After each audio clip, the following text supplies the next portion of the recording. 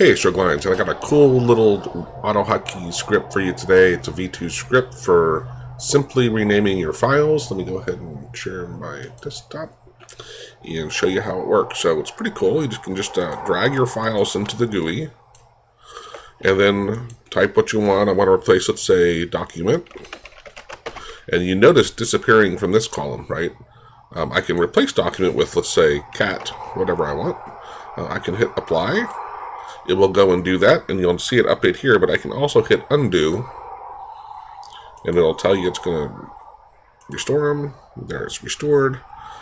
Also, we have recursion, so right now recursion's off, so if I drag in a folder like this, it's just that folder, but if I turn on recurse, it will look at the files and folders underneath it. So there's this, there's also a subfolder, this TDO folder, so it looks at everything beneath it, and it'll work on those.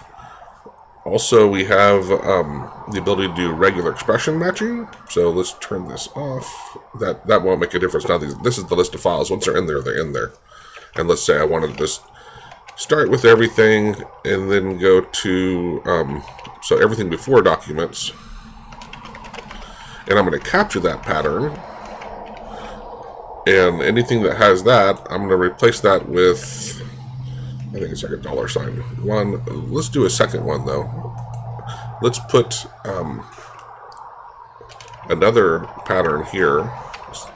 We have a course on regex, by the way, if you're not familiar. So I'm going to put these, the $2, because it's the second one. I'm putting that in front of it, right? So if I put the $2 after, it keeps it the same, but if I put it before it, it puts it before it. So each of these are the parameters. Again, I'm not going to go into how to do regex, but it does handle regex.